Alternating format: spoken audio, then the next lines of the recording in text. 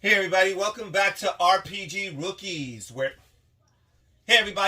back to RPG Rookies, where we cover Dungeons and Dragons, tabletop role-playing games, dungeon crawlers, and all things fantasy. I am your dungeon minion. You heard right, I said minion, because I'm certainly no master. Today we have another unboxing and review for you guys. Today I'm going to be unboxing this box right here, Dungeons and Dragons 5th edition, the Essentials Kit.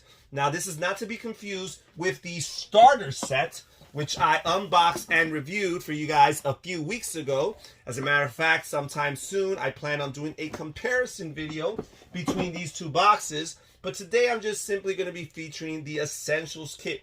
And it tells us here on the bottom of the box, everything you need to create characters and play new adventures in this introduction to the world's greatest role-playing game. So let's pop open the lid here and see what's inside. So first of all, we have these dice over here, and lots of these starter sets and kits come with these dice, right? They don't assume that players have their own dice. Instead, they provide them for you. And as you can see, there's a good amount of dice here. Typically, these box sets usually just come with 5 or 6 dice of the primary types. However, in this case, as you can see, we have 4 D6 dice made available for the players, probably for the purposes of character creation and such. We have we have 1 D20 or 2 D20s. So D20s are very important. So they gave us 2 of those. And then after that, do we have any other duplicates? We have a D100 over here. And then we have a D12, a D10, a D8, and your D4. So some duplicates of these different types of dice. Nice color here in red. So it's good to have additional dice for your games. So it's great to know that when you buy these kits, you don't have to worry about buying dice additionally unless you want to. Perhaps you might want to get some nice customized dice, but the starting kit here does come with that. So let's see what else we have here. Straight on the top, we have the Dragon of Spire Peak Adventure. And this book is 64 pages long. We have a map key on the back of it, and I love the artwork here. The artwork is very captivating, very evocative, really brings you into this little setting here, this little scene that's being depicted here. Now let's see what the inside looks like. So first of all, we have a table of contents, of course, and here it talks about running the adventures. So I guess this is from the Dungeon Master perspective. And here it talks about the role of the Dungeon Master. The DM is a referee. He's a storyteller, but the DM is also a role player. So basically just giving you a description of the Dungeon Master's role, some DM tips, of course, right here, bullet points of the different tips. It talks about the other components that you'll find in this box set. Then it goes into detail about the Forgotten Realms, which is the setting of this adventure here, one of the most popular settings in Dungeons and Dragons. And it talks about the map of the Sword Coast over here. So here we find the Sword Coast with all its different cities and towns and ruins and roads and trails and rivers. Right? And it goes into details about the locations found on the Sword Coast. Then it talks about character creation. So I guess this, unlike some of the other starter sets that I featured on this channel, where you just have pre-made characters, instead with the Essentials Kit, they actually go into detail about character selection. And they give you a few character races and classes and backgrounds to choose from. Not too many, just a sprinkling of these. So you could have some choices and options and combinations to make there. And then it goes straight into the adventure. We have the background of the adventure. It welcomes us into Phandalin here. It gives us a map of Phandalin. And then goes into detail about Phandalin and its geography and its lore. Then it talks about the quests that we will embark on here in Phandalin and some follow-up quests. It goes into detail about leveling up over here. Then we go into Axelholm, and we have a dungeon here depicted on this page right here. It goes into detail about this dungeon room. Then we go into Butterskull Ranch. It gives us an overview of the location. Here we have a map, overland map and dungeon here. Then we go into the Circle of Thunder. Okay, and apparently right here we have 3 potential dungeons to explore. We have Dragon Barrow here. We have Dwarven Excavation. We have Falcon's Hunting Lodge. We have the Gnomengard here. Okay. Then we have Spire Hold. Okay, so this is the namesake of the adventure here. Spire Hold. And then we have Logger's Camp. Then we have Mountain's Toe Gold Mine. We have the Shrine of Savras. The Tower of Storms. Umbridge Hill. Woodland Manse.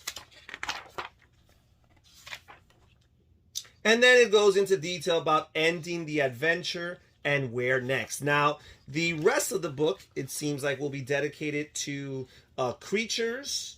So it tells us different types of creatures: beasts, dragons, elementals, giants, humanoids, monstrosities, oozes, plants, and undead. It goes into some discussion about alignment, armor class, and speed.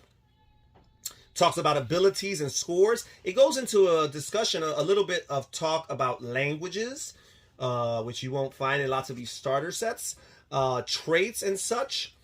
And then we have the creature descriptions here. So we have the Anchorite of Talos. We have the Ankeg here. We have the Banshee. We have Blights, Needle Blight and the Vine Blight. We have Boars. We have the Carrion Crawler here. We have the Centaur, the Commoner and the Cow. We have Don John Raskin and Falcon the Hunter. We also have the Ghoul, the Giant Crab, and the Giant Rat. We have the Giant Spider. We have Gorthok the Thunderboar. We have the Harpy over here, as well as the Hunter Shark and the Invisible Stalker. We have the Manticore over here, and the Mimic, the Ochre Jelly, the Ogre over here. I really like the artwork in this book here. We've got the Orc, of course. We always have to have an Orc. And then we have the Riding Horse and the Rock Gnome Recluse. We have the Sturge, the Veteran, and the Will-O-Wisp.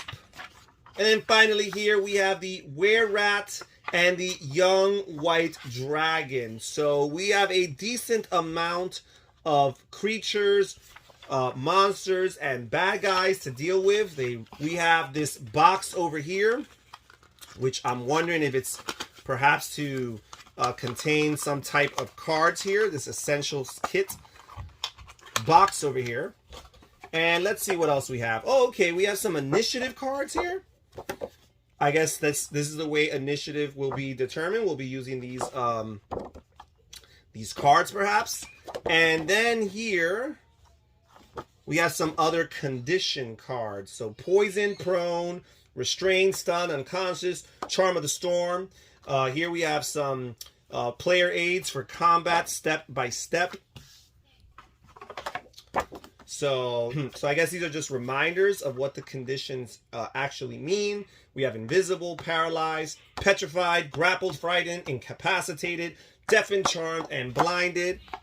So I guess here we have some NPCs. We have Erverna Nightbreeze, Galandra Luna, Donabella Fiasco, Quinn Hightopple, Pickled Pete, Nib Addlespur, Talon Thornwild, Shanjan Quan, and Ruby Hammerwhacker. And on the back, you have a description of these NPCs, their roles. These are sidekicks, their personality, ideals, bonds, and their flaws.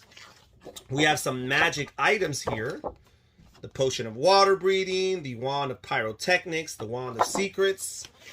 Here we have some additional magic items. The mystery key, the potion of greater healing, as opposed, not to be confused with the potion of regular healing, the necklace of fireballs, the pole of collapsing, yet some more magic items, dragon slayer, goggles of night, loot of illusions. We have some more magic items here, some weapons. As a matter of fact, we have the battle axe, we have the longbow, we have +1 shield, +1 mage. We have the boots of elven kind, the cloak of billowing, some cloak of many fashions, clockwork amulet. Here we have some quest cards, I guess. Tells us about particular quests, the dwarven excavation quests. So all of the quests, I guess, are found here.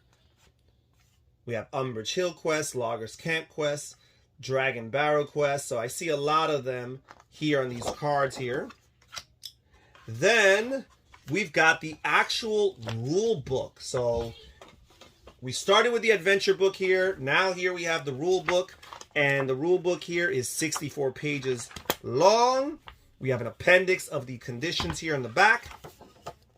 Let's see what the inside here looks like. So it welcomes us to the world of Dungeons and Dragons. Gives us a little bit of game overview. Goes into the dice and other rules to remember. And then it goes straight into creating a character. So as I mentioned earlier, we had a brief little section here about character options and the creating of a character. It seems like they go more into detail here in the rule book.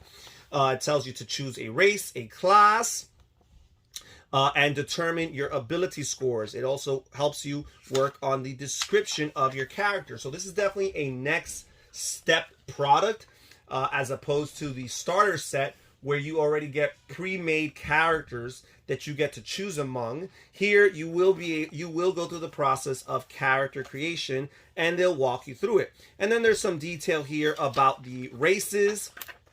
It talks about the dwarfs and the elves. It talks about the halflings here, the humans. It goes into the character classes. Here we have the bard. Goes into the cleric here.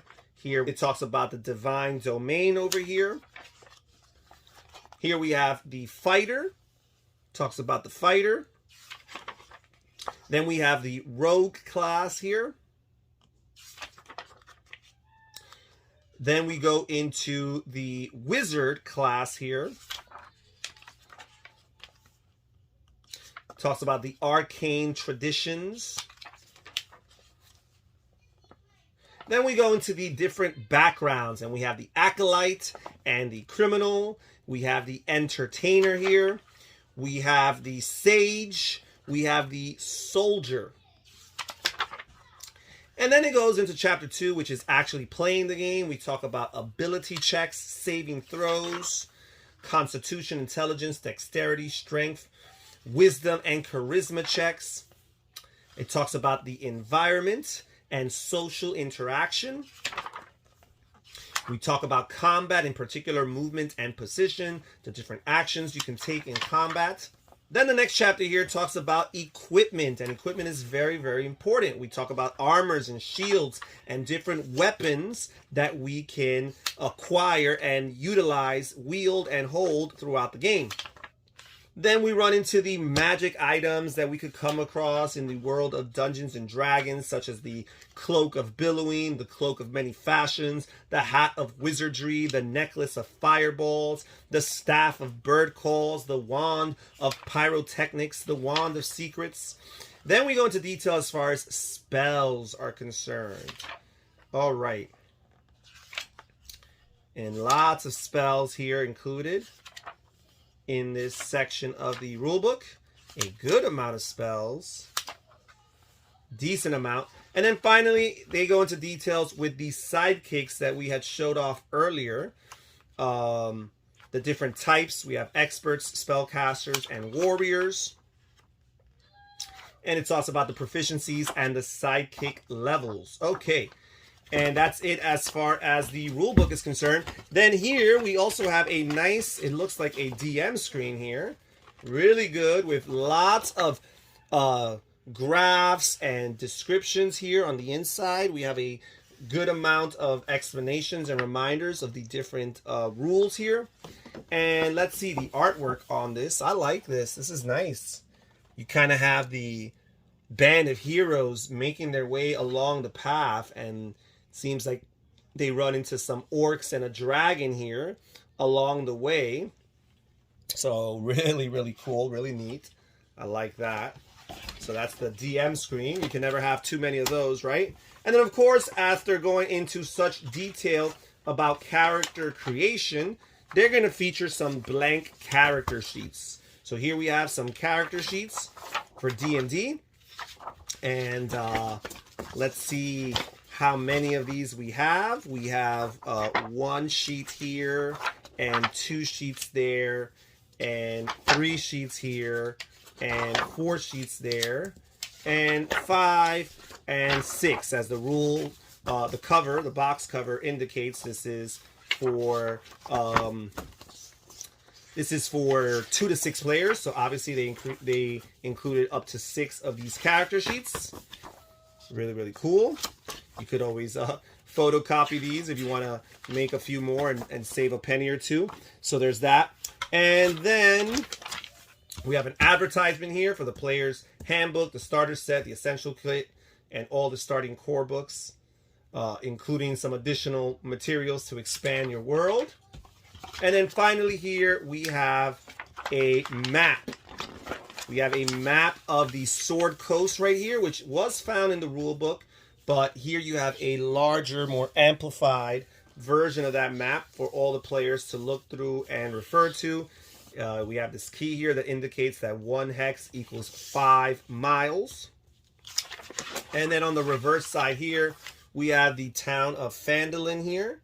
And it tells you all the different locations here. And again, we have a key here to tell you how much feet, inches correspond to feet and what have you. Okay, and pretty good map here, decent quality. And that's it as far as what's inside the Dungeons & Dragons 5th edition Essentials Kit.